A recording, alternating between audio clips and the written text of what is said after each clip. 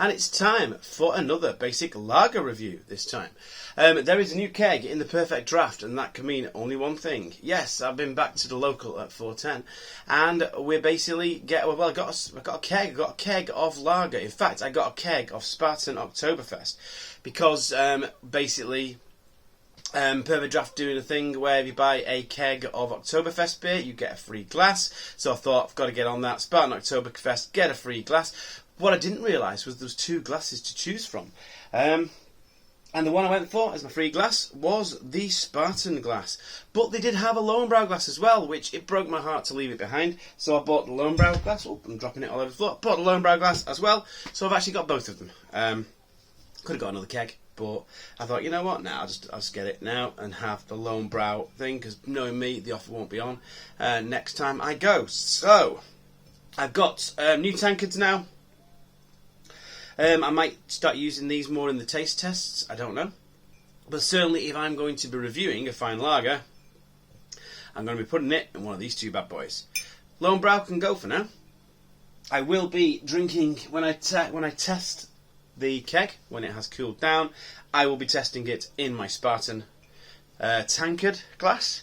But until it's cooled down, I have to make do with this. A bottle of this. I couldn't decide what this. I think it's Greif. Greif Vollbier Hell. It's very strange. It's a very strange label. That I couldn't tell what the there's very little on it, to be honest. I couldn't tell what the company was, couldn't tell, here we go, what does it say? There's not much on it at all. It's a private brew, it's a private brewery, Greif, it should be Greif that really, if it's EI, and it's in Forchheim, and it's just amazing. I mean, not to keep tooting the horn of 410, the local at 410, they do have an amazing array of lagers. They really do. They've German lagers, and again there was more than I could buy. I bought a few. Whether I'll review them on the channel, I don't know. You see, sometimes I just want to grab it and drink it and not mess about setting all this up in order to drink it in front of the camera. But this one I am going to drink in front of the camera because it is a Helles. I'm going to be comparing it to what I know an Augustina tastes like. Let's see if we can get it up there into tier 5, because not all of them go into tier 5. But what can I say? Nice little bottle cap there. Lovely sort of, I imagine, a very small private brewery brewing their local Helles beer. Yeah, these Helles beers, there's all kinds of different ones I've never seen before when I go over there, which is absolutely brilliant. They've also got a huge amount of Perfect Draft kegs in their keg, their keg walk-in fridge, really. And this was in the walk-in fridge as well. And I'm waffling. I cannot wait to get this cracked open. So I'm going to crack it open, and we're going to start looking at it, tasting it, and we'll get it into this Spartan glass, and we'll see what it is like. So let's get pouring it and have a see. So we'll get pouring it. Should we pour it all in? Let's pour it all in. Let's do it. Let's do the proper job here. Get the whole thing in. Oh, actually, maybe not. To about there. There's a bit left in the bottle.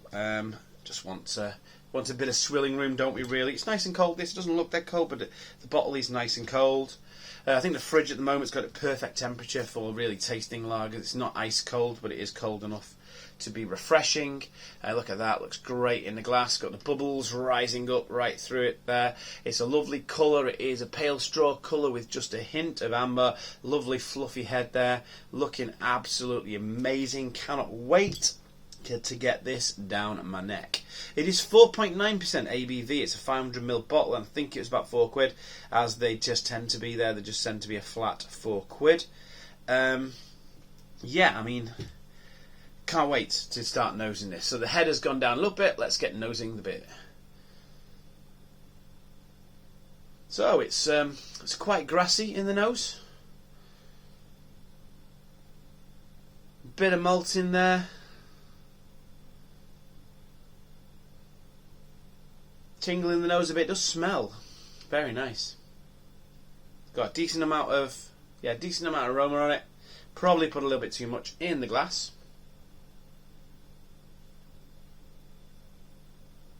There's something that's just zingy in my nose. Might be like a zingy citrus. In there we're getting lemon, we're getting orange. A little bit of grass, fair bit of malt. It smells amazing. Yeah, it smells really full. Smells really nice. Yeah, I mean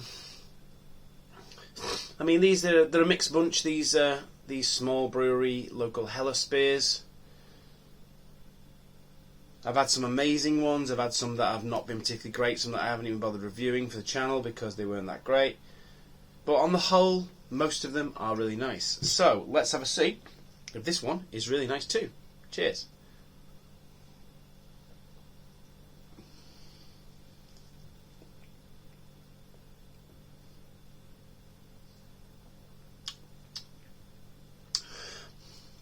That's the first thing I'm noticing. It's very smooth.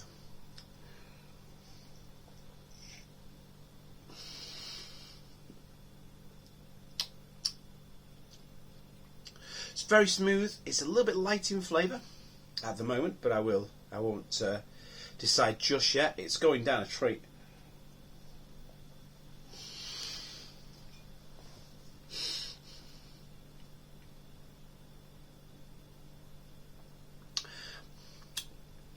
Yeah, I mean it's got all the flavours there. A little bit of breadiness, not a huge amount in the way of aftertaste.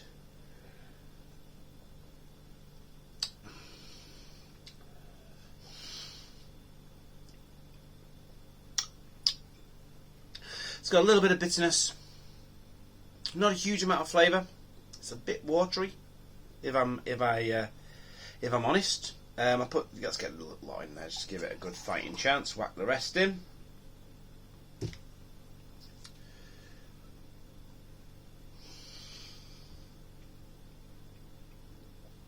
I mean, it's crisp, it's clean, it's refreshing, it's very drinkable,